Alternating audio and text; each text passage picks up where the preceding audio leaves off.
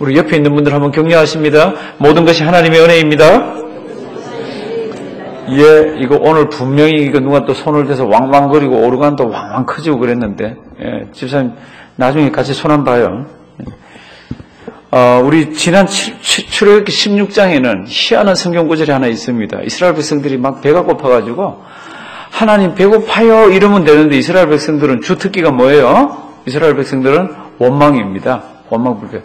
제가 이렇게 조사를 해보니까 인구 대비 박사학위를 제일 많이 가지고 있고 인구 대비 우리 노벨상을 제일 많이 받은 민족들이 이 민족들이더라고요. 그러니까 어떻게 보면 PhD DNA가 몸에 제일 많은 사람들 같아요. 다 같이 공부해서 박사학위를 따는. 근데 이 사람들이 가지고 있는 박사학위를 보면 세상에 어마어마하게 종류가 많은데 세상 사람들이 모르는 박사학위가 하나 있습니다. 이 사람 그게 뭔가 하면은 원망 불평 박사학위예요. 이 사람들 원망 불평 박사학위. 이건 뭐 지금 하나님의 구름기둥 불기둥 애굽에서 지금 나와서 지금 가나안을 향해서요 막 척척척척 군대같이 해서 항우를 짜고 나간다 그랬잖아요. 그런데 요만큼만 뭐가 틀리면 수 틀리면 요만큼만 수 틀리면 막 왕왕 막 원망 불평하는 거 있잖아요. 그 16장에를 보면 그렇게 원망 불평하니까 하나님께서 하늘에서 양식을 비처럼 내려준다 그랬습니다. 그래서 그거 너희들 40년 먹고 사는데 왜 이 만나를 내려주셨습니까? 16장 4절 한번 보십니다. 먹고 살라고 주셨죠. 그건 뭐 당연한 얘기죠. 그런데 하나님이 주실 때는 또 다른 하나님의 뜻이 있습니다. 16장 출애굽기 16장 4절 때에 여호와께서 모세에게 이르시되 보라 내가 너희를 위하여 하늘에서 양식을 뭐같이요? 비같이. 이거는 뭐 전무후무한 얘기입니다. 전무. 하늘에서 양식을 비같이 내리리니 백성이 나가서 일용할 것을 날마다 거둘 것이라 이같이 하여 그들이 다같이 천천히 읽습니다. 나의 율법을 준행하나 아니하나 내가 시험하리라. 아멘. 하나님께서 양식만 주시면 되시는데 주시면서 뭐라 그럽니까? 복잡한 내용들이 뒤에 있습니다. 복잡한 내용들이 있습니다. 하루 나가서 하루 먹을 것만 거두어라. 양은 어느 정도 해라. 그리고 6일째가 되면은 어떻게 해라. 그리고 그게 남아있거들랑 그건 다음날까지 두지 말아라. 다음날 내리니까 이런 아주 복잡한 것들이 있는데 왜 그러면 그거를 양식을 비처럼 내려줬습니까? 그럴 때 성경은 이렇게 얘기합니다. 먹고 살라고 그거 맞아요. 그런데 하나님의 또 다른 뜻은 내가 그렇게 양식을 비처럼 내려주는데 너희들이 내 말을 제대로 지키면서 율법을 지키는지 아니 지키는지 뭐 하려고요? 시험하려고 그런다고. 4절 뒷부분 다시 한번 천천히 읽습니다. 나의 율법을 준행하나 아니하나 내가 시험하리라. 그리고는 이제 16장에 그런 내용들이 쫙 나와 있습니다. 이 사람들 이렇게 해도 그 다음날 안식일 다음날은 이게 안 내린다 그랬는데 다음날 막 나간 사람이 있죠. 이거 다음날까지 두지 마라 그랬는데 다음날까지 안 두면 걱정이 돼가지고 다음날까지 둔 사람이 있죠. 그래서 벌레가 나고 막 냄새가 났다 그럽니다. 참 이스라엘 백성들도 희한한 백성들입니다. 희한한 백성. 이제 17장은 굉장히 중요합니다. 17장에는 사건이 두 개가 나오는데요. 역시 박사학위를 가진 이 박사들, 무슨 박사인지 알죠? 그렇죠? 원망불평 박사들. 그 원망불평이 또 다른 것으로 하나 튀어나오고 또 다른 사건 두 개가 있는데요. 이거는 진짜 기억을 잘 하셔야 됩니다. 오늘 어쩌면 더 진도는 나가지만은요. 여기서 우리가 많이 생각해 볼 겁니다. 17장 1절. 이스라엘 자손의 온 회중이 여호와의 명령대로 신광야에서 떠나 그 노정대로 행하여 어디요? 르비딤에 장막을 쳤습니다. 오늘 17장은 전부 르비딤이라는 곳입니다. 제가 이걸 준비하면서 르비딤이 어딥니까? 그러면 지도 착 갖고 와서 보여주면 제일 좋은데 지금 출애굽기에 대한 논쟁이 굉장히 심합니다. 무슨 논쟁이 심합니까? 지금 전통적으로 얘기하던 그 출애굽기의 노정이 틀렸다는 겁니다. 그리고는 그들이 걸어갔던 길을 이렇게 다 보면은 지금 시나이 반도에 있는 데가 아니고 사우디아라비아에 있는데 거기에 모든 유적들이 거기 다 있다 그러면서 막 사진 찍어가지고 그 유적을 어마어마하게 한국에 갖다 놓은 사람이 있어요. 그 어마어마하게 갖다 놓은 거를 사우디아라비아에서 알면 안 되기 때문에 어마어마하다고 자기는 얘기를 안 합니다. 어마어마하게 갖다 놨습니다. 사우디 왕족의 한의사 주치의로 있던 사람이 자기는 리걸리 그리고 휴가 때마다 막 다니면서 보니까 이건 뭐 시내산은요, 6.1전쟁 났을 때, 이스라엘 군인들이요, 시내산을 싹 뒤졌습니다. 광야의 시나이 반도를. 왜요? 출애굽기가 기록된 것이 전부 그곳이라고 생각하고 뒤졌는데, 이스라엘 백성들이 거기에서 40년 동안 있었던 흔적이 하나도 없는 거예요. 그러니까 이스라엘 정부 쪽에서 지금 시나이 반도가 누구 건지 알죠? 애국 겁니다. 이집트 겁니다. 왜 이집트 겁니까? 자기들이 막 딜할 때 거기는 만약에 40년 동안 광야 생활을 했던 그 흔적이 거기에 가득가득 있으면 절대로 양보를 안 합니다. 아무리 찾아봐도 없는 거예요. 그러니까 딜할 때 거기를 떼어서 줘버린 거 있잖아요. 그러니까 참 우리는 근데 거기가 뭐 시내산이다 그리고 뭐 광야라 그러는데 하나도 흔적은 없다고 그럽니다. 그런데 사우디아라비아에는 지금 뭐 사우디 정부에서 맡고 군인들이 맡고 한 지역들을 다 가보면은 이 나라가 그런데 뭐 개발은 둘째치고 그걸 그 손을 못 대게 해서 그렇지 들어가면 뭐 사람들 뼈부터 해골부터 시작해서 막 묻힌 거 그다음에 출애굽에 나타나는 그 흔적들이 너무너무 많다고 지금 얘기를 하고 있습니다. 그래서 그분이 떨기나무 책이라는 걸 하나 썼고 떨기나무 2도 책이 나왔습니다. 떨기나무 2. 그리고 제가 아는 목사님이 그분하고도 같이 다녔어요. 그래서 어느 정도 가봤나 그랬더니 참 위험하지만 많이 다녀봤다 그러더라고. 그러니까 제가 왜 여기를 르비딤 그러면 출애굽 쫙 피면 르비딤이 어딘지 착착착 시내산하고 나오잖아요. 제가 출애굽기를 하면서 그걸 안 하는 이유가 지금 그 노정에 대해서는 저는 이 사우디아라비아 쪽이 맞는 것 같아요. 제가 볼 때는. 왜냐하면 저는 처음부터 그분이 얘기하기 전부터 좀 이거 이상하다. 200만 명 가까이 되는 사람이 시나이 반도에 있는 시내산 밑에서 진을 치고 있고 이게 안 되는 거예요. 그 다음에 움직여지는 동선이 그러니까 르비딤이라는 곳이 어딘지는 모르지만은 이제 르비딤이라는 것에 장막을 쳤습니다. 그런데 뭐가 없습니까? 물이 없습니다. 그런데 오늘 이 사건은 굉장히 중요합니다. 이번 주일에도 설교에 이게 다루어질 겁니다. 이번 주일에도 이제 왜 다루어집니까? 이번 주일 설교 제목하고 설교 내용하고 여기하고가 이렇게 연관이 아주 긴밀하게 연관이 되어집니다. 그러니까 지금 오늘은 이 내용만 일단 보겠습니다. 백성이 모세와 어떻게 합니까? 막 싸웁니다. 왜 싸웁니까? 물이 없어서 우리 목말라 죽는다는 겁니다. 우리 죽이려고 여기 끌고 왔냐는 겁니다. 이제 그 얘기가 계속되고 있잖아요.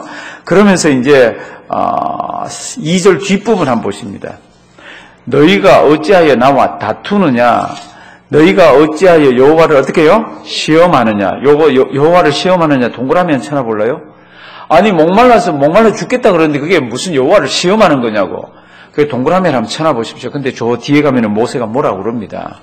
어떻게 여호와를 시험했는지 그 내용이 나옵니다. 3절. 거기서 백성이 물에 가라매 그들이 모세를 대하여 뭐합니까? 원망하여 가로되 다 같이 읽습니다. 당신이 어찌하여 우리를 애굽에서 인도하여 내어서 우리와 우리 자녀와 우리 생축으로 목말라 죽게 하느냐?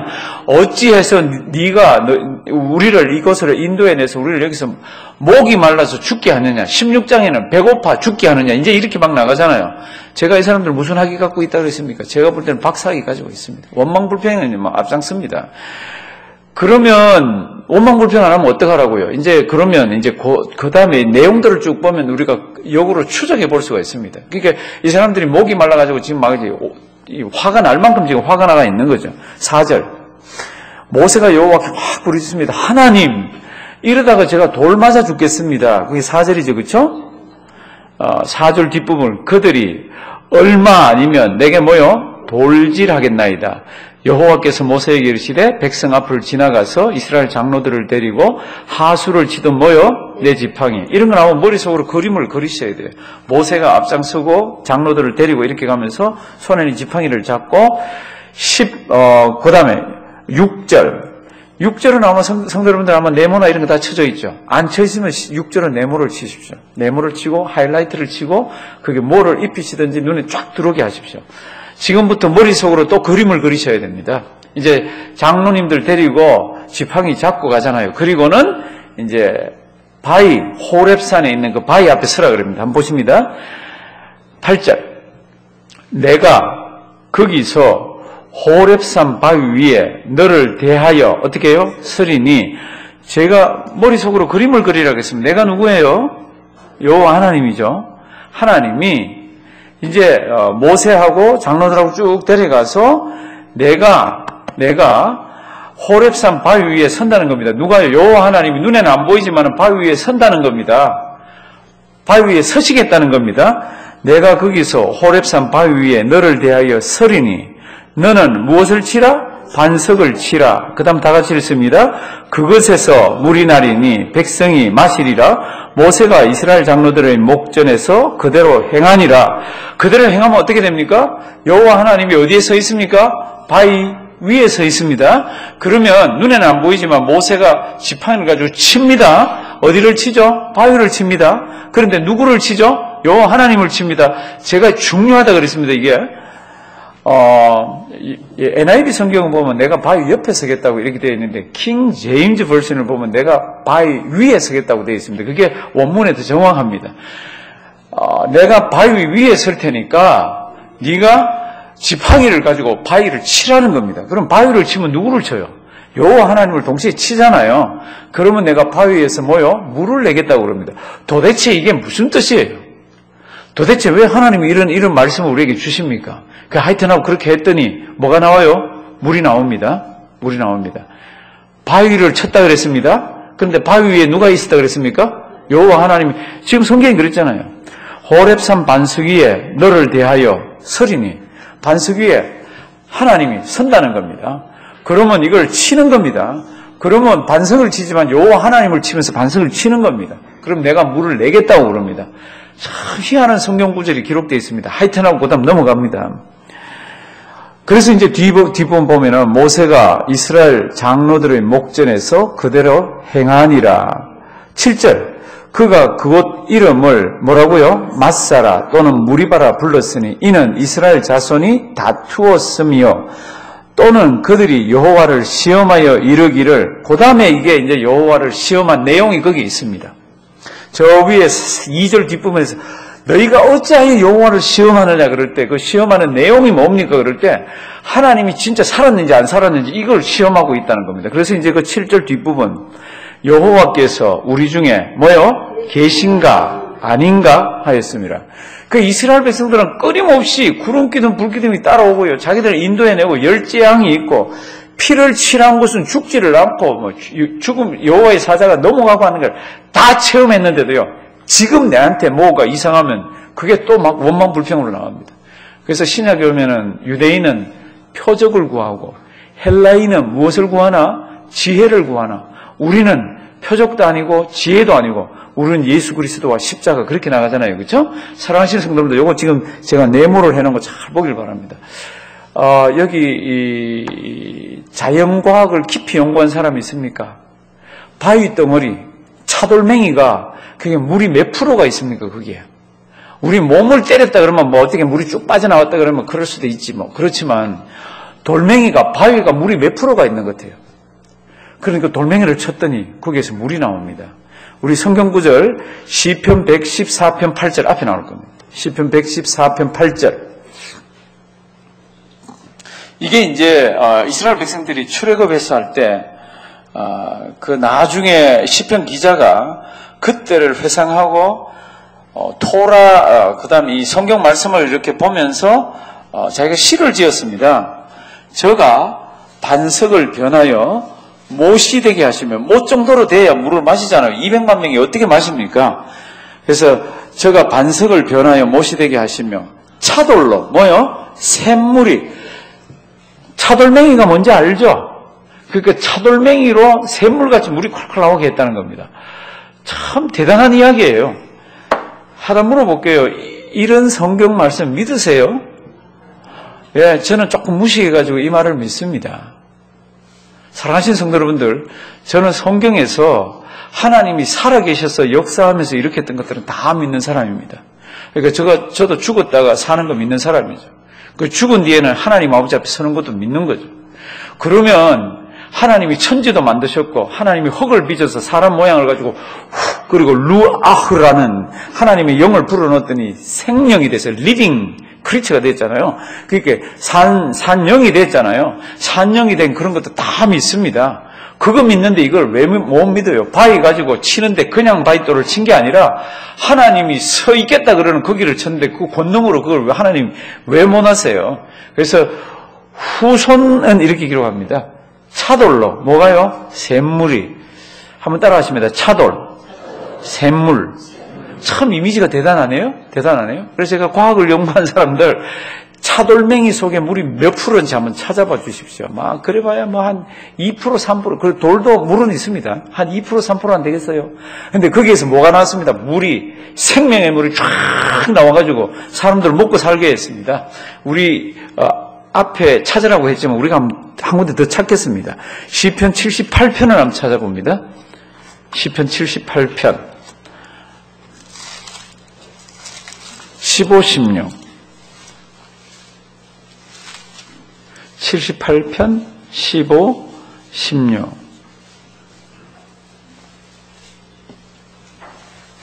이 사건도 역시 출애굽할 때 이스라엘 백성들이 물 먹고 산 거를 물을 먹어야 되잖아요. 그 사건을 설명하고 있습니다. 78편 15절 16절 우리 15절은 여자 성도님들이 큰 소리로 한번 읽으시고요. 16절은 남자 성도님들이 큰 소리로 한번 읽으십니다. 여자부터 한번 읽습니다. 시작.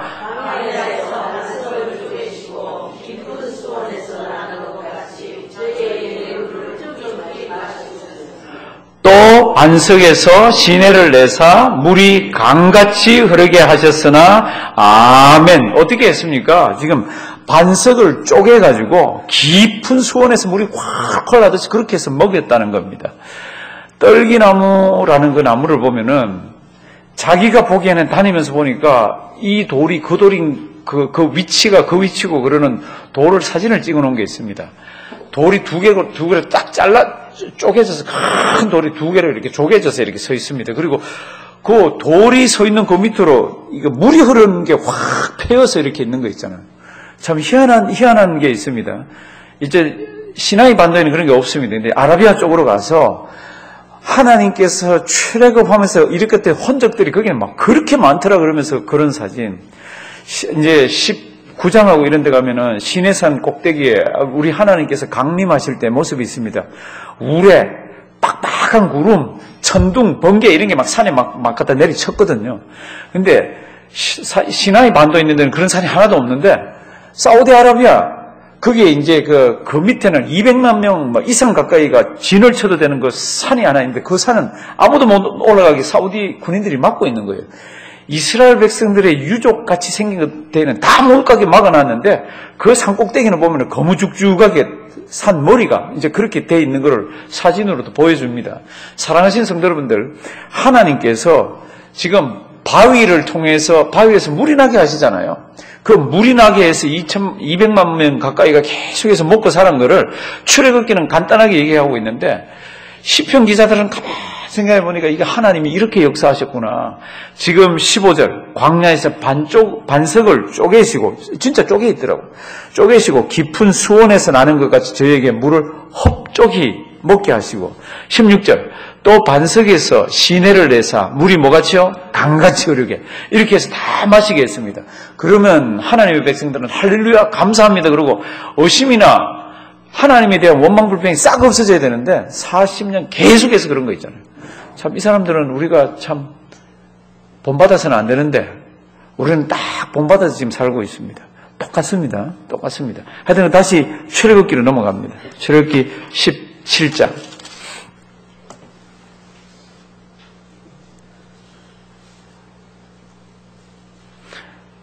6절 다시 한번 보십니다. 6절 우리 천천히 6절 한번 읽어보실까요? 머릿속으로 제가 늘 얘기하죠. 성경은 언어가 picturesque 언어라 그랬죠.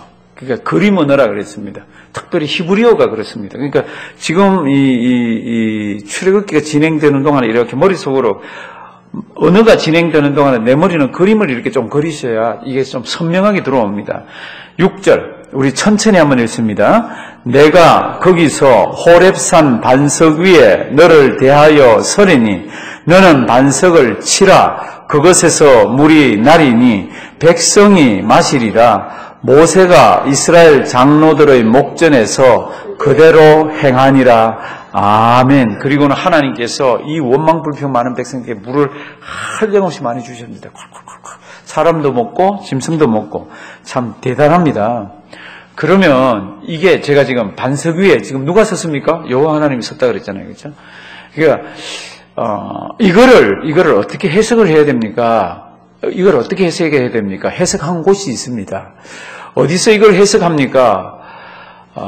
사도 바울이 고린도 교회에다가 편지를 쓰는 중에 지금 이 이야기를 하고 있습니다. 이스라엘 백성들은 홍해 바다를 지나면서 위에는 구름 기둥이 떠 있었다고 그렇게 되어 있습니다. 구름 아래와 바다에서 세례를 받았다고 그럽니다.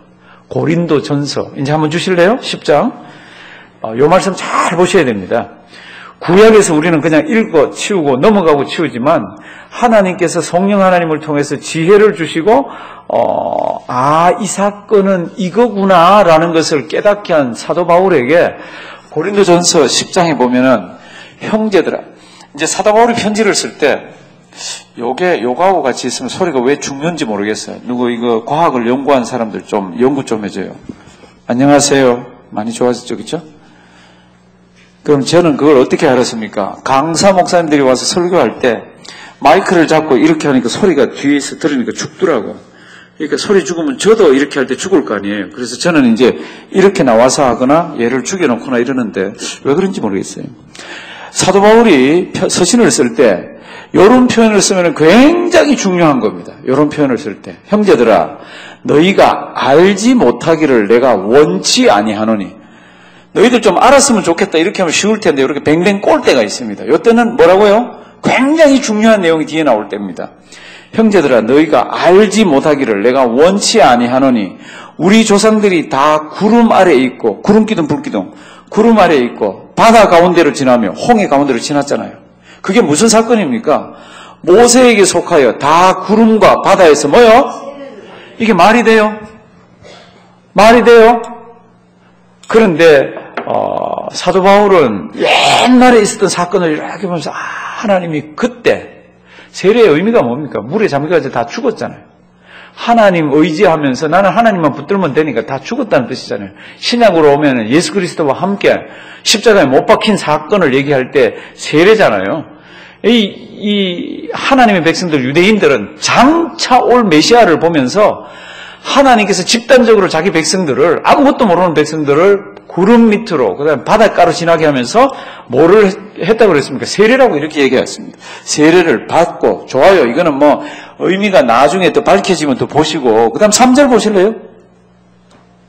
3절 다 같은 신령한 무엇을 먹었습니까? 식물을. 여기 뭐예요? 이건 만나잖아요. 하늘에서 만나가 비같이 내린 거를 신령한 식물이라 그러고 우리 주님은 내가 하늘 떡이라 그러죠. 그렇죠? 하늘에서 내려온 만나. 그 다음 보십시오. 4절 우리 다 같이 천천히 한번 읽습니다. 다 같은 신령한 음료를 마셨으니 이는 저희를 따르는 신령한 반석으로부터 마셨으며 그 반석은 곧 그리스도시라. 사랑하시는 성도 여러분들, 출애굽기 지금 16장에서 원망불평하는 백성들, 그들 앞에 장로님들 인도해가지고 바위 앞에 하나 서게 하고 그 바위를 치라 그럽니다. 그 바위 치기 전에 뭐라 그럽니까? 내가 그 반석 위에 서리니 내가 그 반석 위에 서리니 그 반석을 치라고 그럽니다. 그래서 반석을 쳤습니다. 반석을 쳤는데 반석만 치는 게 아니라 눈에 보이지 않는 여호와 하나님도 쳤습니다. 물론 성자 하나님을 친 거겠죠. 하여튼 하고 쳤습니다. 그랬더니 물이 콸콸 나왔습니다. 이 반석이 뭡니까? 그럴 때 우리는 돌덩어리, 차돌멩이, 이렇게 하고 있지만, 신약에 와서 영적으로 깊이 하나님의 저기 3천층까지, 하나님 천국까지 갔다 왔잖아요. 3층까지 올라갔다 내려온 사도 바울은 하나님께서 가르쳐 주시기를, 그때 가르쳐 줬다는 의미가 아닙니다. 성령님이 가르쳐 주시건 그 사건은 예수 사건이라는 겁니다. 그 사건은 예수 사건이라고.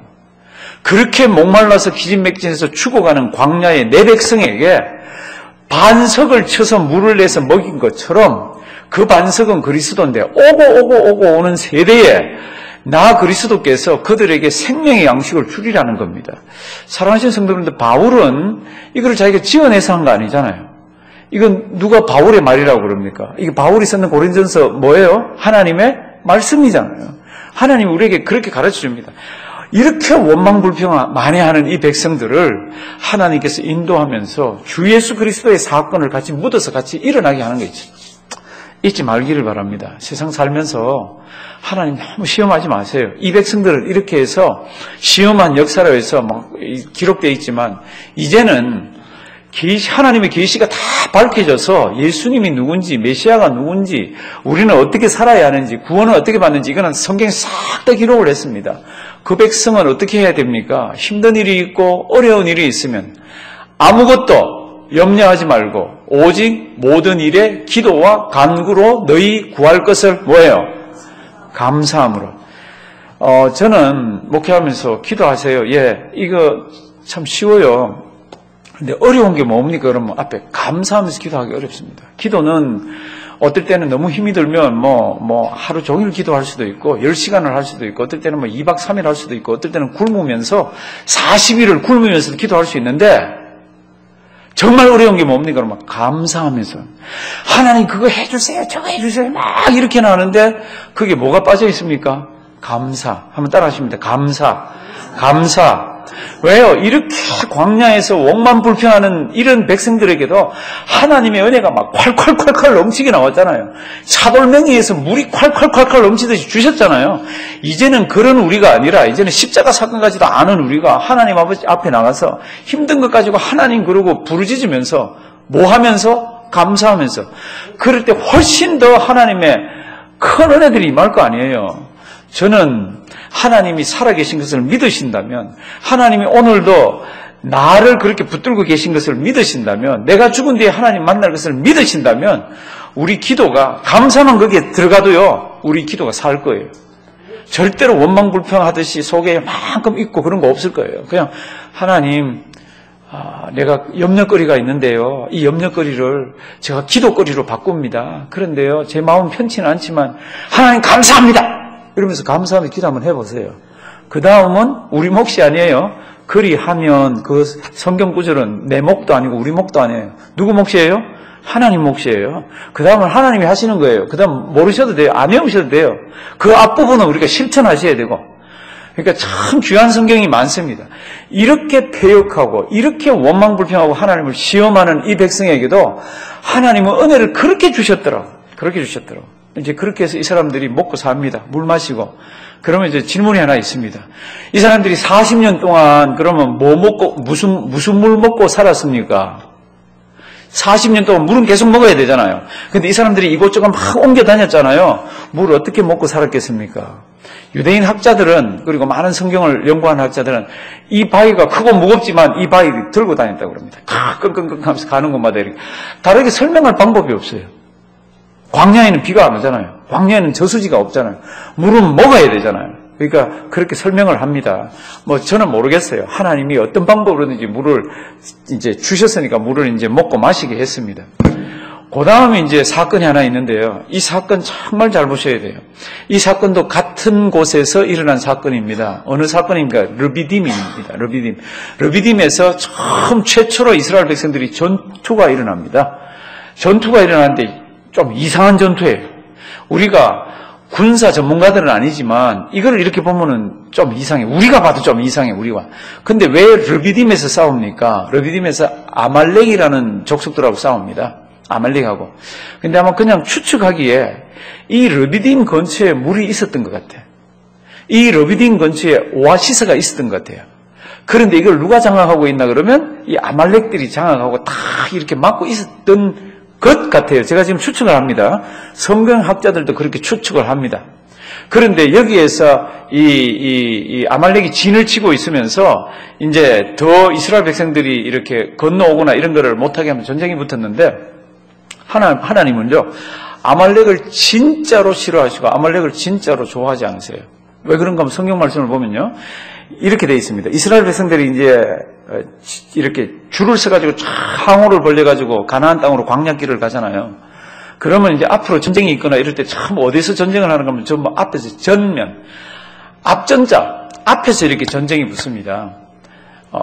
전면전 할 때, 전부 다 할 때 전자 말고, 이제 앞에서 붙는데, 이 아말렉은요, 성경 말씀을 보면 꼭 뒤를 와서 칩니다. 꼭 뒤를 와서. 뒤를 와서 치는데, 뒤에는 뭐가 있습니까? 성경 말씀을 보면은, 너희들이 애굽으로 출애굽해서 가나안으로 들어갈 때, 아말렉이 너희들을 쳤던 것을 기억해라. 그들이 뒤에 있는 연약한 자들, 뒤에 있는 어린아이들, 뒤에 있는 보급품들, 이런 것들을 다 친 거예요. 그러니까 얼마나 약삭 빠르고 얼마나 야비한 민족인지 모릅니다. 그러니까 하나님이 아말렉은 나중에 가면은 천하에서 뭐 하라 그래요? 도말하라 그러잖아요. 그만큼 하나님의 백성들을 괴롭혔습니다. 그런데 오늘 이제 처음 붙는 겁니다. 처음 붙는 전쟁에 처음으로 성경에 등장하는 인물이 하나 있습니다. 그 인물이 등장하고요. 그리고는 이때까지 있었던 민족의 지도자 모세가 있습니다. 지금 이 사건도 우리가 천천히 읽어가면서 제가 설명을 드리면요. 머릿속으로 그림을 그리셔야 됩니다. 머릿속으로. 이제 한번 보십니다. 8절. 때에 아말렉 기억하십시오. 한번 따라 하십니다. 아말렉 때문에 나중에 사울이 하나님 아버지 앞에 어마어마하게 책망을 받습니다. 그건 이제 나중에 한번 보시고요. 때에 아말렉이 이르러 이스라엘과 어디에 싸웁니까? 르비딤. 이 르비딤이 아까 바위 위에서 물 나온 데잖아요. 막 원만불평해냈던 데. 르비딤에서 싸우니라. 모세가 누구요? 여호수아 처음 나오죠. 이 여호수아 이때 나이가 어느 정도 됩니까? 이때 나이가 한 40살 조금 넘었을 거예요. 한 40살 근처에서 조금 넘었지 싶어요. 왜냐하면 나중에 자기가 이 사건을 회상하면서 이제 자기가 광야에서 40몇 년을 있었는데 내 나이가 지금 80 몇이라 이러면서 막 하는 게 있습니다. 그러니까 처음 데뷔할 때가 그때가 한 40살이 좀 더 됐습니다. 어린아이 아닙니다. 그래서 모세가 여호수아에게 이르되 우리를 위하여 사람을 택하여 나가서 아말렉과 어떻게 해요? 싸우라. 내일 내가 하나님의 지팡이를 손에 잡고 어디에? 산꼭대기에 서리라. 왜 제가 이게 군사학을 전공한 우리들은 아니지만 이걸 잘 유심히 보라 그러냐 그러면 지금 카리스마가 있고 이스라엘 백성들을 쫙 끌고 갈 수 있는 사람이 누굽니까? 그러면 누구예요? 모세예요. 그럼 모세가 지팡이를 잡고요. 나를 따라 그러고 정예부대를 끌고 가서 막 싸워야 되는데 이렇게 얘기합니다. 지금 처음 등장합니다. 지금 햇병아리 같은 처음 등장하는 여호수아를 딱 갖다 세우면서 이제 그 데뷔하는 거죠. 네가 이제 이스라엘 백성들을 끌고 나가서 싸우라고 그럽니다. 근데 나는 어떻게 하겠다는 거예요? 나는 산으로 올라가겠다는 겁니다. 이런 게 어디 있습니까? 이런 게. 지금 한 명이라도 더 중요해서 싸워야 되는데 모세가 이때 나이가 한 80쯤 되지만은요. 모세는 40년 광야 생활하고 나서도 모세는 어떻게 했습니까? 우리 신명기 앞에 한번 조시를 해요. 모세가 죽을 때가 됐습니다. 죽을 때가 됐는데 모세 40년 전이에요. 이 죽기 40년 전. 그게 이제 오늘 사건인데 너희가 이거 말고 신명기 34장 7절 있어요? 예, 있네. 모세의 죽을 때 나이가 얼마요? 120세나 그 눈이 흐리지 아니하였고 기력이 어떻게 해요? 쇠하지 않아요. 이게 120살 때입니다. 근데 40년 전에 80살 때는 펄펄했을 거 아니에요. 그러니까 펄펄하면 자기도 나가서 싸워야죠. 막 화음을 지르고 막 그래야 되는데 자기는 어떻게 하겠다 그러면 자기는 산으로 올라가겠다고 그럽니다. 오늘 이 사건은 너무너무 중요합니다. 왜 중요합니까? 성경 간단해요. 자기 산에 올라가더라고. 그리고 밑에는 와 그러고 싸우더라고. 그런데 와 그러고 싸우는 게 밑에 있거나 아무 의미가 없어. 어디하고 상관이 있어요? 산 위에하고 상관이 있어요. 산 위에서 모세가 기도를 하면은 밑에가 이기더라고. 밑에가 아무리 악을 쓰면서 막 싸워도 산 위에서 기도하는 손이 내려오면은 밑에가 지더라고요. 이 사건이 굉장히 중요한 사건입니다. 모세는 이걸 알아요.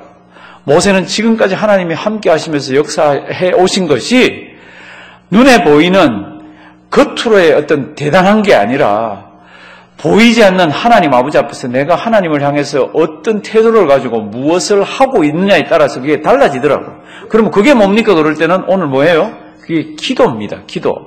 그러니까 기도가 너무너무 중요한 것을 가르쳐주는 사건이에요. 오늘은 아말렉하고 싸워갖고요. 땅을 요만큼이라도 빼앗으려고 싸우는 싸움이 아니에요. 내 땅을 요만큼 안 뺏기고 저들의 땅을 이만큼 빼앗고 하나님이 함께 해주셔서 할렐루야 그런 싸움이 아니에요. 오늘 싸움은 무슨 싸움이에요? 기도 싸움이더라고. 기도. 이제 한번 봅니다. 제가 이제 바깥 공기 좀 들어오게 할게요.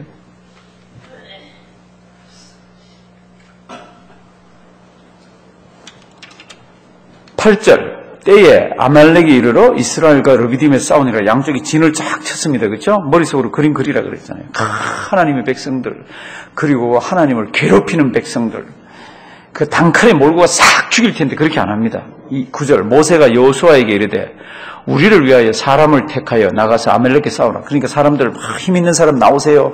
20살 이상, 60세 이상, 60세 이상 안 돼요. 지금 힘을 못 써요. 허리가 굽었어요. 나가요. 이러고는 이제 힘 있는 사람들이 이렇게 모을 거 아니에요. 그렇게 해서 이제 아말렉과 이제 싸움 택하여 나가서 아말렉과 싸우라. 내일 내가 하나님의 지팡이를 손에 잡고 산 꼭대기에 서리라. 그러니까 산으로 올라갑니다. 10절. 여호수아가 모세의 말대로 행하여 아말렉과 어떻게 합니까? 싸우고 모세와 아론과 훌은 산 꼭대기에 올라가서 간단합니다. 밑에는 여호수아가 젊은 여호수아가 군인을 끌고 싸우고 위에는 산 위에서는 지금 기도하고 있습니다. 그런데 사건이 여기서 끝나질 않습니다. 그 다음 보시면요. 11절. 연필이 있거나 뭐 하이라이트가 있으면 11절은 이렇게 동그라미를 좀 해놓기를 바랍니다. 모세가 손을 들면 이스라엘이 이기고 손을 내리면 아말렉이 이기더니 이렇게 되어 있습니다. 그러면 성경 보지 말고 그럼 어떻게 하면 돼요? 계속 손 들고 있으면 되죠. 이지. 아주 쉽습니다. 그런데 우리 주님은 또 가르쳐주는 게 있습니다. 기도가 쉽지 않다는 걸 가르쳐줍니다. 하나님께서 애굽에 있는 장자들은 다 치면서 자기 백성의 장자들은 다 살려가지고 이스라엘 백성들 그렇게 빼내왔는데 지금 밑에서 하나님이 함께 손만 들고 있으면 이기는데 그 다음 성경 구절을 보면 손이 내려오는 겁니다. 아니 이거 손 내리면 안 되잖아요. 근데 손이 내려오는 겁니다. 그러면 성경 보지 말고 손이 왜 내려오게 해요? 팔 아프고 피곤하고 그래가지고 간단해요. 이제 한번 보십니다. 11절은 표를 다 했을 테고 12절. 모세의 팔이 피곤하며 그들이 돌을 가져다가 모세의 아래에 놓아 그로 그 위에 앉게 하고 이 뜻은 뭡니까? 11절의 뒷부분. 모세가 손을 들면 이스라엘이 이기고 손을 내리면 아말렉이 이기더니 이렇게 되어 있잖아요. 그러니까 모세가 손을 안 내리면 되는데 손이 내려옵니다. 왜 내려옵니까? 손이 아픈 거예요. 왜 내려옵니까? 이게 피곤한 거예요. 왜 내려옵니까? 이걸 견딜 수가 없는 거예요. 지금 내가 내리면 저기 지는 거를 자기 눈으로 뻔히 보는데도 안 되는 거예요. 그러니까 이게 손이 내려오는 겁니다. 그러니까 밑에 죽는 거예요.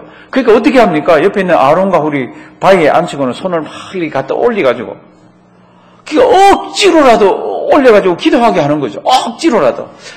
사랑하시는 성도 여러분들, 굉장히 귀한 교훈이 이 속에 들어 있습니다.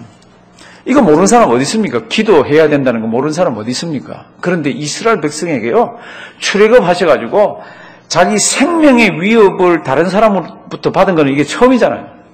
자기들이 지면 다 죽잖아요. 그러니까 생명의 위협을 받고 있는 가운데서 가장 중요한 게 뭔가를 가르쳐줍니다. 저들이 100명을 데리고 왔으면 우리는 120명, 저들이 칼을 가지고 왔으면 우리는 더 날카로운 것, 저들이 창을 가지고 왔으면 우리는 더 긴 창, 이걸 얘기하는 게 아니더라고요. 저들이 이런 수법을 썼으면 우리는 이런 수법, 이게 아니더라고요. 어떤 싸움이 되든지 간에 너희가 앞으로 세상을 살아가면서 신앙생활하면서 이제 나라를 끌어갈 때에 무슨 일이 있더라도 뭐가 먼저라고요? 기도가 먼저라는 거예요. 그리고 어려운 일이 있으면 뭐 하라고요? 기도하라고. 그거를 성경에서 출애굽기 17장에서 가르쳐주시더라고요. 사랑하시는 성도 여러분들, 저는 이제 교인들이 이제 개업을 하거나 뭐 무슨 일이 있을 때 제가 많이 봅니다. 그러면 제가 개업할 때는 늘 가서 드리는 성경 말씀 똑같지는 않지만 대체로 너는 내 명철을 의지하지 말라고 이렇게 성경 말씀을 줍니다. 그러면 우리 다 명철이 뭔고? 명철이 뭐예요? 명철이? 근데 그럴 때는 명철이 우리말로는 명확하지가 않아요. 근데 영어는 간단합니다. understanding입니다. understanding이 뭐예요? 내가 이 장사를 해야 되겠다 그러면요, 그 장사를 하기 전에 이 장사는 이렇게 해야지, 그러는 understanding이 있어요. 위치는 어디에 잡아야 되고, 손님이 오면 어떻게 해야 되고, 뭐 문은 언제 열어가지고, 뭐 가게 물건을 어디서 떼와야 되고, 이 understanding이 딱 있습니다. 그래서 모든 하나님의 백성이건 하나님의 백성이 아니건 간에 그런 일이 있을 때는 뭐에 따라서 움직입니까? 내 언더스탠딩에 있어. 내 명철에 따라서 움직입니다. 거의 100명이면 100명이 그렇게 합니다. 그런데 살아계신 하나님, 온 우주를 만드신 하나님, 우리를 가장 잘 알고 지금 내 장사를 가장 잘하는 하나님이 이렇게 얘기합니다. 그거 의지하지 말라고 얘기하지 않습니다. 그거 의지해야 됩니다. 그런데 무엇을 먼저 의지해야 됩니까? 그 명철을 의지하지 말고 나 여호와를 먼저 의지하라고 그럽니다. 사랑하시는 성도들, 그 싸움이 쉽지가 않습니다. 쉽지가 않습니다. 왜요? 거의 대부분이 뭔가 이렇게 할 때는 내 언더스탠딩이 있어요. 내가 어디에서 일을 배워봤더니 이거는 이렇게 하는 거야. 저건 저렇게 하는 거야. 이런 일이 있을 때는 이렇게 해야 돼. 이게 다 있더라고요. 근데 성경은 딱 잘라서 얘기합니다. 그거 안다. 그거 안다. 그거 소중한 거 안다. 그거 노하우라는 거 나도 안다. 그런데 기도부터 하고 하나님만 의지하고 하나님 도와주시옵소서. 기도하고 사업하고 아무 상관이 없을 것 같은데 그렇게 하라고 그럽니다. 혹시 우리 중에 개업을 해야 되겠다, 해야 되겠다는 사람이 있으면 명심하시길 바랍니다. 해야 되겠다 그럴 때는 벌써 내 머릿속에 선지식이 있습니다. 선 경험이 있어가지고 이래야 된다, 저래야 된다가 있어요. 그렇게 하지 말라고 그럽니다. 하나님부터 먼저 의뢰하고 하나님 붙들고 하라는 겁니다. 한번 그렇게 해보세요. 아주 미련할 정도로 그렇게 한번 해보세요. 그렇다고 장사하는 방법이 있는데 그거 무시하라는 거 아니잖아요. 그거 무시하라는 거예요. 하나님 의지하면서 기도 먼저 하고 기도 붙들고 그거 하나님이 주신 지식과 지혜를 가지고 하는 거죠. 오늘 전쟁이 났습니다. 한 줄도 저들과 어떻게 싸워야 되는지가 없습니다. 사사기나 사무엘상 이런 데 들어가면요. 전쟁을 했는데 어떻게 전쟁했는지가 많이 나옵니다. 어떨 때는 앰뷰시, 뭐라 그럽니까? 이게 딱 숨어가지고 이렇게, 뭐라 그래요? 밤에 숨어가지고 이렇게 확 덮치는 거? 그런 것도 있고요. 아니면 몇 군데로 나눠가지고 막 뒤를 치는 것도 있고 이런 것들이 있습니다. 오늘 성경 구절은요. 그런 거 한 단어도 없고 한 문장도 없습니다. 그런 전략이 하나도 없습니다. 이스라엘 백성들요. 전략에는 왕이잖아요. 왜 그걸 다 했을 거예요, 어쩌면. 그런데 왜 그걸 다 생략을 했습니까? 이유는 하나예요. 뭐예요? 기도라는 겁니다. 기도. 그런데 기도가 그렇게 중요합니다. 하나님 우리 자식, 하나님 우리 아이 막 기도하는데 기도를 오래 하지를 못합니다. 기도를 하나님 아버지 앞에서 정말 정성껏 마음 다해서 그렇게 할 수가 없습니다. 왜 그렇습니까? 내가 피곤한 거라. 내가 피곤한 거라. 이제 한번 보십니다. 12절. 모세의 팔이 뭐하매? 피곤하매. 그들이 돌을 가져다가 모세의 아래 놓아 그로 그 위에 앉게 하고 아론과 훌이 하나는 이 편에서 하나는 저 편에서 모세의 손을 붙들어 올렸습니다. 모세의 손이 지금 억지로 올라간 거죠. 자기는 지금 막 혼자 있으면 피곤한데 이게 올라가 있는 거죠. 근데 올라간 채로 계속 기도하는 겁니다. 그랬더니 13절 여호수아가 칼날로 아말렉과 그 백성을 쳐서 파하니라. 14절 다 같이 읽습니다. 여호와께서 모세에게 이르시되 이것을 책에 기록하여 기념하게 하고 여호수아의 귀에 외어 들리라. 내가 아말렉을 도말하여 천하에서 기억함이 없게 하리라. 아멘. 이걸 책에 기록해서 왜 기념하라 그럽니까? 그리고 대대로 왜 이런 이야기를 하라 그럽니까? 기도해야 돼. 기도 정말 중요해요. 이스라엘 백성들 머리가 얼마나 비상합니까? 제일 먼저 그 비상한 머리를 쓰려고 그럴 때 아니라는 겁니다. 하나님 아버지 앞에 먼저 상의하라는 겁니다. 하나님 제가 이런 걸 하려고 그러는데요. 하나님 저런 걸 하려고 그러는 거예요. 하나님께서 어떨 때는 그 길을 열어주시기도 하고 어떨 때는 트시기도 하고 하는 거를 인생을 살면서 경험하게 하는 겁니다. 이게 자식들 귀 속에다가 들려주라는 겁니다. 15절 모세가 단을 쌓고 그 이름을 뭐라고요? 여호와 니시. 니시가 뭐예요? 깃발. 여호와는 내 깃발이라고. 그 깃발만 들고 다니고 그 깃발만 붙들고 다니면 여호와가 함께 하신다고 이걸 주시더라고. 근데 그 깃발과 함께 하시는 여호와는 뭐하는 그에게 함께 하시나요? 기도하는 그에게 함께 하시는 거지. 싸우는 그에게가 아니라 기도하는 그에게 함께 하는 거죠. 사랑하시는 성도 여러분들 아실 거예요. 우리 아이가 처음 태어났을 때 특별히 여자분들 얼마나 그 아이 안고 울었습니까? 내 이 아이 위해서 평생 기도하리라. 그 아이가 유치원에 갈 때 얼마나 가슴 졸였습니까? 싸고 짠하고 돌아올 때까지 참 아이한테 내색은 못하지만 아이가 초등학교 들어갔습니다. 아이가 중학교 들어갔습니다. 아이가 대학교 갈 땐 또 다릅니다. 또 이상한 왜냐하면 그때는 완전히 끊어진다고 생각하잖아요. 애들이 중고등학교 다닐 때는 그래도 집에서 다니잖아요. 그런데 대학은 집을 떠나버리잖아요. 그러니까 부모들이 데려갔다가 차에서 운전하면서 엉엉엉엉 울면서 돌아오는 사람들이 꽤 많습니다. 그러면 옆에 있는 남편이 울지 마, 닦아주고 우리 둘이서 잘 살면 되지. 이런 집 우리 교회도 많아요. 그러면 뭐라 그러죠? 속으로 기도해야지. 아이 위해서. 그런데 그 기도 오래 가던가요? 그 왜 오래 안 가요? 내 코가 석자라. 먹고 사는 문제, 경제적인 문제, 주변에 나에게 일어나는 문제, 이게 너무 힘들어요. 그런데 성경은 아무리 그런 것 때문에 네가 피곤하더라도 네가 기도의 손을 내리면 내가 그렇게 가슴 속에 품고 내가 있는 그 자식이 죽어간다는 겁니다. 그들을 위해서 기도해 줄 존재는 너밖에 없다는 겁니다. 성경을 보시면. 사랑하신 성도 여러분들, 이 말씀 잘 기억하길 바랍니다. 왜 하나님께서 처음 전쟁에서 이걸 가르쳐 주실까? 기도 제목이 우리에게 많습니다. 그런데 그 기도 제목 붙들고 하나님, 이거는 하나님밖에 해줄 분이 없습니다. 그리고 길고 나가면서 하나님만 붙드는 기도가 쉽지가 않습니다. 근데 오늘 이런 거를 이렇게 보실 때는 그렇게 하셔야 되잖아요. 하시기 바랍니다. 특별히 제가 왜 설교할 때마다 우리 자식들을 위한 기도 얘기하잖아요. 우리 자식을 위한 기도는 내가 안 하면 해줄 사람이 이 천상 천하에 아무도 없는 거 아시죠? 목사님이요, 전도사님이요, 옆집의 아저씨가요, 그 옆집의 아저씨가 우리 자식 위해서 눈물 흘리면서 막 기도하면 그 아저씨는 불륜관계예요. 해준다 그러지만 그렇지가 않습니다. 많이 우셔야 돼. 지금 우리 자녀들이 사는 세상은 다 힘든 세상입니다. 아이들은 그냥 매일매일 사니까 모르지만은요, 정말 힘든 세상이에요. 하나님, 우리 아이 하나님이 붙들어 주셔야 합니다. 다른 거는 몰라도 하나님 아이에게 믿음 잘 심어주시고, 이런 기도는요 참 진지하게 하셔야 돼요. 눈물 흘리면서 하셔야 돼요. 그런 생각만 해도 눈물이 쭉쭉 흐르고 이렇게 하셔야 부모고 그렇습니다. 오늘 이 아말렉은 사건이 이렇게 진행되어 있지만은요, 저는 이거 볼 때마다 가슴이 먹먹한 것이잖아요. 모세가 자기가 카리스마이기 때문에 이걸 진두지휘에서 끌고 가야 가장 효과적이고 가장 전투가 능률적으로 됩니다. 그걸 아는 모세가 그것은 이제 신병, 지금 이제 야전군 사령관 처음 세워가지고 너 한번 해봐라 그러면서 이렇게 하는데 자기는 산으로 올라가더라고요. 발걸음이 얼마나 무겁겠어요. 발걸음이 올라가서 기도를 합니다. 얼마나 처절하게 기도했겠어요. 그런데 그게 조금 있으니까 기도가 끊어집니다. 왜요? 피곤해서. 성경 그렇습니다. 저는 어릴 때 장난친다고 벌을 많이 써봤습니다. 그래서 제가 손 드는 게 얼마나 아프고 어려운지 제가 잘 아는 목사예요. 특별히 교회 와서 벌을 무지무지하게 많이 썼습니다. 장난 많이 치고 막 그런다고. 그래서 막 앞에서 뭐 하는데 저 뒤에서 손녀를 고사리 손 들고 이렇게 했는데요.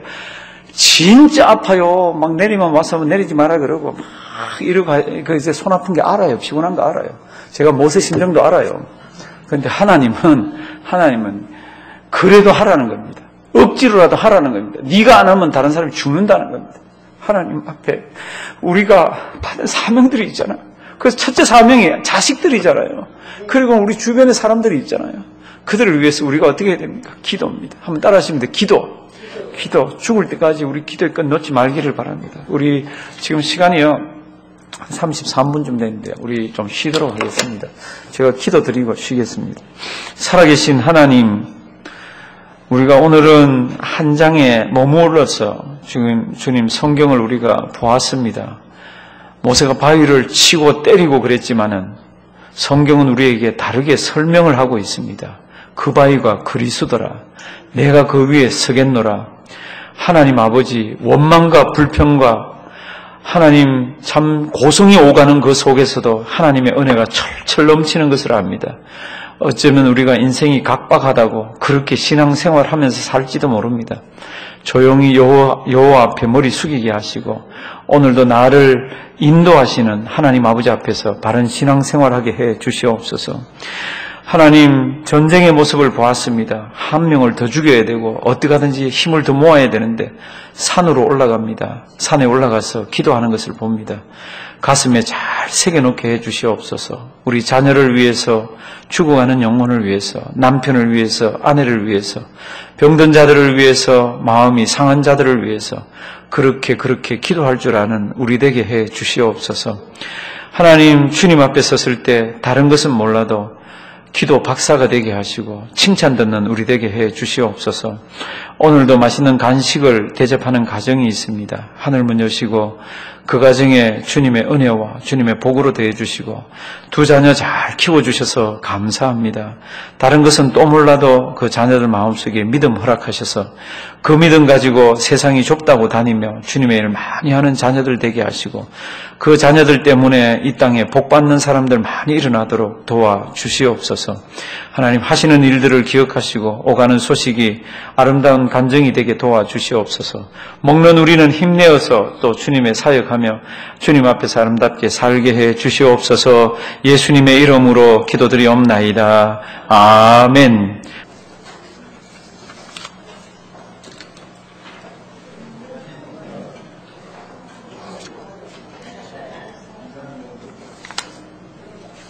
(17장은) 집에 가셔서 정리 이렇게 다시 한번 해보시고요.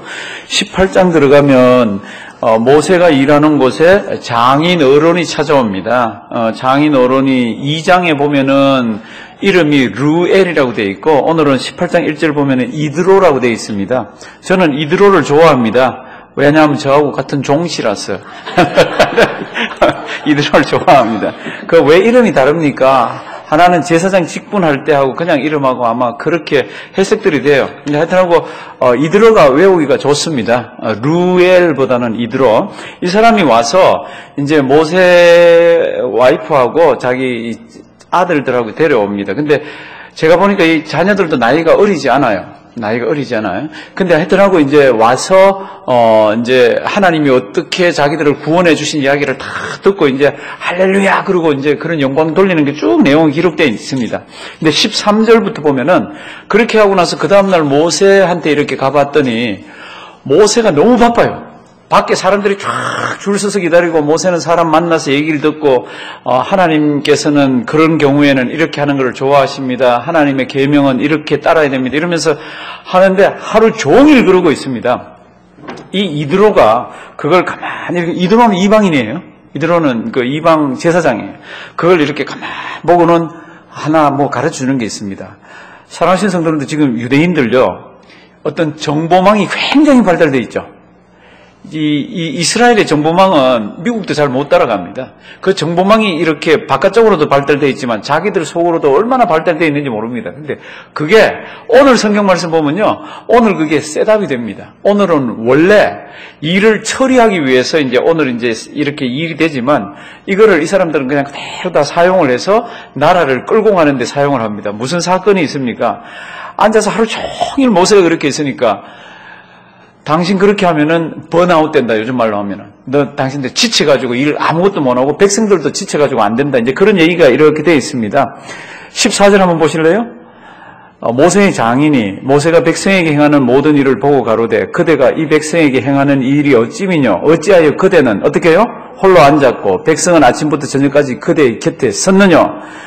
15절 모세가 대답합니다. 모세가 그 장인에게 대답하되 다 같이 읽습니다. 백성이 하나님께 물으려고 내게로 오미라. 그리고 오면은 내가 율례와 법도 이런 걸 다 가르쳐주고 어떨 때는 싸움 시비가 있으면 그것도 해줘야 되고 이제 이렇게 하잖아요. 근데 이제 17절 보십시오.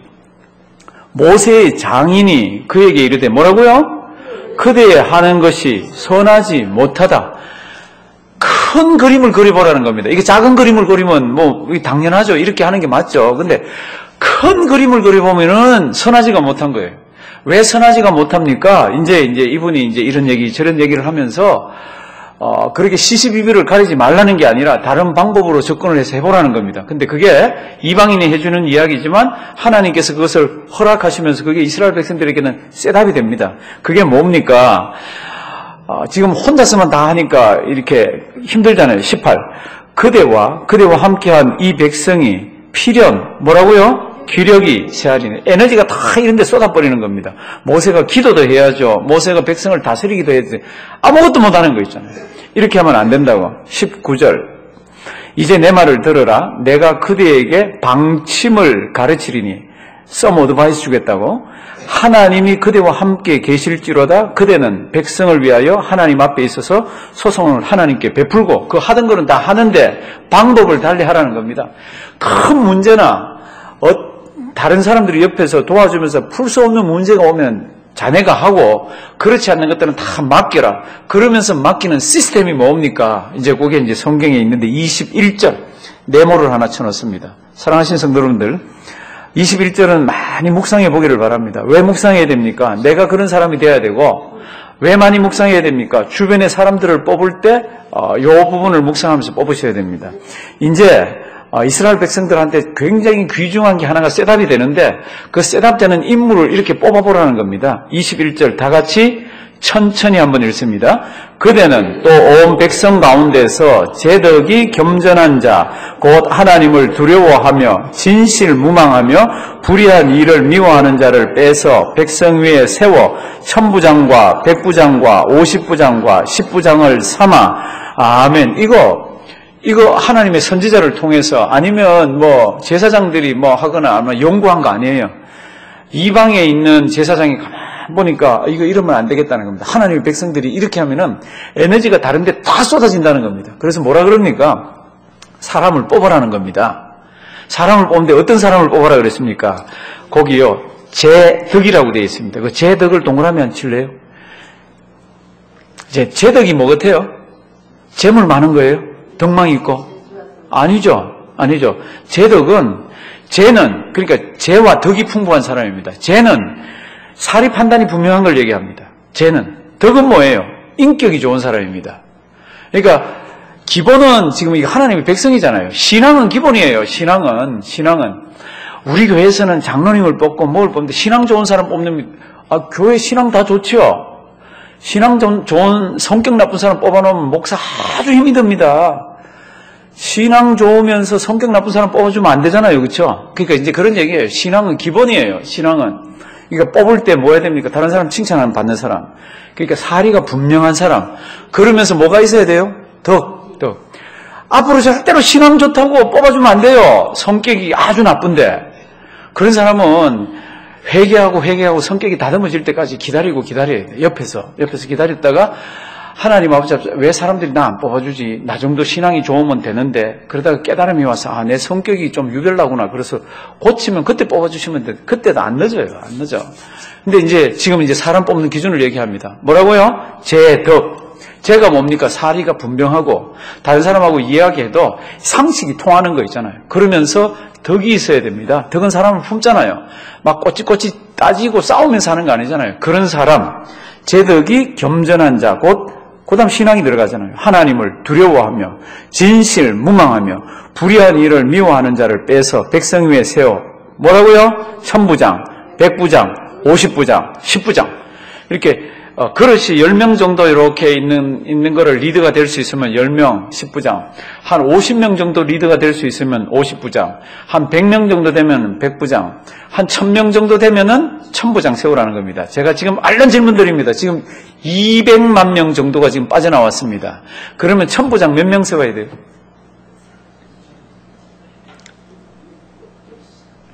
힘들죠? 200만 불을 안 만들어 봤어요. 200만 불을 만지면서 1000불씩 나눠 봤으면 이게 한 2만 명, 2만 개 되는구나 이럴 텐데 지금 이거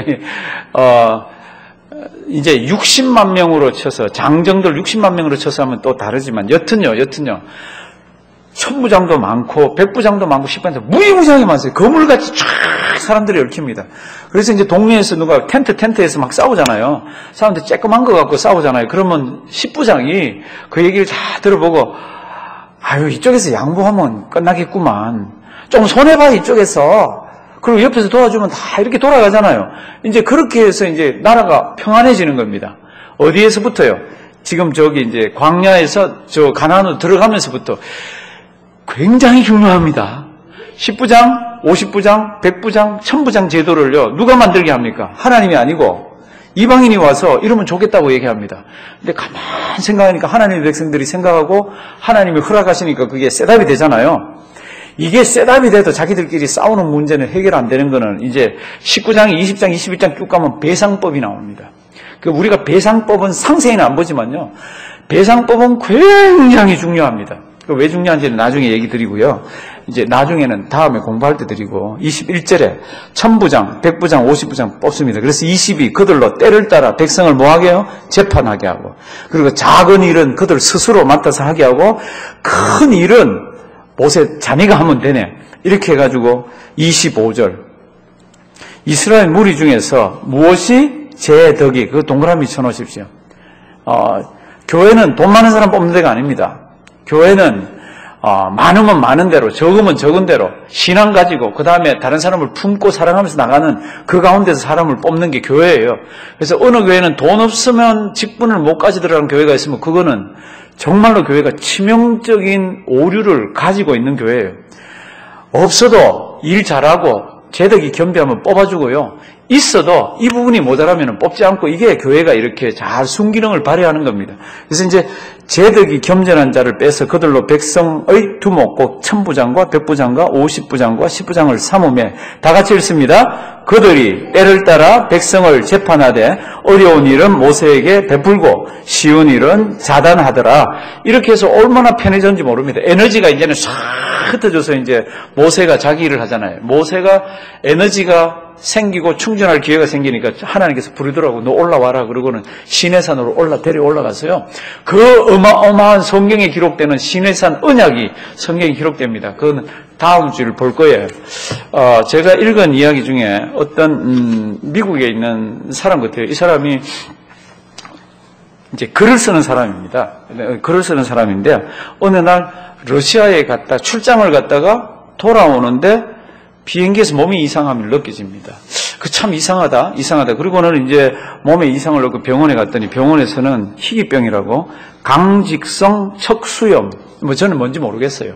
이런 뼈마디들에 다 염증이 생기고 이게 뻣뻣하게 자꾸 굳어가고 이제 그런 모양이에요. 그래서 이제 이 병원 저 병원 다니면서 보니까 이게 완치가 불가능한 병입니다. 지금도 그게 완치가 불가능하고 원인을 잘 모른다고 그래요. 그래서 이제 이 사람 케이스예요. 이 사람이 이제 희귀병을 앓다가 이제 당신은 죽을 거예요. 이렇게 얘기하니까 너무너무 원통하고 분한 거예요. 지금 자식들도 이렇게 보고 자기가 이게 편집인을 하기 때문에 서재에 가면 책이 그렇게도 많은데 저것도 다 못 읽고 그러다가 이왕 아픈 거 내 서재에 있는 거 읽을 만큼만 읽다가 죽자 그러고는 서재에 책 한 권을 뽑아서 이제 읽기를 시작합니다. 무슨 책인지도 나오더라고요. 책을 읽기를 시작하는데 그 책 읽는 중에 이런 말이 있는 게 성경책은 아니에요. 그 책을 읽는 중에 마음의 즐거움은 양약이다. 이런 내용이 그거를 쓴 사람이 성경 구절을 갖다 인용한 거예요. 마음의 즐거움은 뭐라고요? 양약이라. 내 병은 아무 약이 없다라고 지금 의사들이 얘기했는데 이게 양약이라. 내가 내일부터 그러면 즐겁게 한번 살아볼까? 그리고 즐겁게 살려고 그러면 웃어야지. 그러고는 이 사람이 그 다음날부터 작은 일이건, 자기는 이제 죽을 사람이니까, 마음의 즐거움이 양약이라 그러니까 무조건 즐겁게 살려고 하여튼 뭐만 있어도 자꾸 즐겁게 웃으면서 깔깔거립니다. 어느 날 와이프 보고 얘기합니다. 여보, 내 손가락이 피어진다? 자꾸 오그라들었는데 내 손가락이 피어진다? 그리고는 이제 그 책을 이렇게 읽어보면 계속 웃으면서 그랬는데 이 사람이 이게 몸이 다 나은 거예요. 희한해요. 이 사람은 성경 가지고 그런 거 아니잖아요. 근데 다른 사람이 쓴 책의 성경 구절을 가지고 그걸 자기가 자기한테 적용을 한 거예요. 그래서 어떻게 하든지 웃자, 어떻게 하든지 즐겁게 살자. 사랑하시는 성도님들, 제가 지금 세상 사람 얘기를 하고 있는데 성경을 보면 이렇게 합니다. 크리스찬의 덕목 중에 참 지키기 쉬운 게 3개가 있습니다.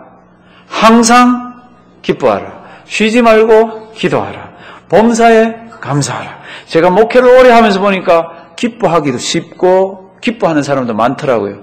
기도하는 사람도 많고 기도도 잘하더라고요. 감사하는 사람도 많고 감사도 잘하더라고요. 근데 제가 목회하면서 항상 기뻐하는 사람 참 보기 어려웠어요. 쉬지 말고 기도하는 사람도 어려웠고 범사에 감사하는 사람도 어렵습니다. 근데 기뻐만 봐도 이제 기뻐할 일이 많습니까? 기뻐하지 못할 일이 많습니까? 제가 보니까 명백히 기뻐하지 못할 일이 많습니다. 근데 그걸 기쁨으로 한번 돌려보십시오. 항상 기뻐하도록. 항상 기뻐할 수 없는데 어떻게 기뻐할 수 있습니까? 성경은 항상 기뻐하라고 쓴 이유가 내가 있지 않냐는 겁니다. 세상적인 눈으로 보면 기뻐할 수가 없는데 내가 이제 하나님이 있지 않냐고 그러면 기뻐할 수 있지 않냐고 그러면 항상 할 수 있지 않냐고 항상 한번 기뻐해 보시기 바랍니다. 이분은 이렇게 얘기합니다. 계속 웃어서 치료 못할 병이 없다라고 이분은 그러면서 웃음이 안 나오면 억지로라도 웃으라고 그러면 90% 효과는 있다고. 성도님들 우리 웃자고 그런 얘기 아니에요. 우리는 항상 기뻐하라는 주님의 귀한 말씀이 있습니다. 마음의 즐거움의 양약이 되기를 바랍니다. 살아계신 하나님, 오늘도 귀한 날 주시고 우리가 살아가는 세상이 말세에 고통하는 때 험악한 세상을 살아갑니다. 우리에게 지혜를 주시고 말씀을 가슴에 잘 담고 말씀 따라서 항상 기뻐하다가 주님의 은혜 받고 쉬지 않고 기도드리다가 하나님의 응답을 받고 범사에 감사하다가 우리 삶의 폭이 더 넓어지고 우리 인생이 더 풍성해지는 그런 놀라운 역사들을 하나님 맛보게 도와주시옵소서. 우리에게 기도의 제목들이 있습니다. 하나님, 만만치 않은 기도의 제목들입니다. 하나하나 기억하시고 우리가 주님 앞에 머리를 조아릴 때마다 성령 하나님, 우리의 기도 제목을 다 들으셨다가 아름답게 길들을 인도하여 주시옵소서. 귀한 시간 주심을 감사드리옵고 예수님의 이름으로 기도드리옵나이다. 아멘.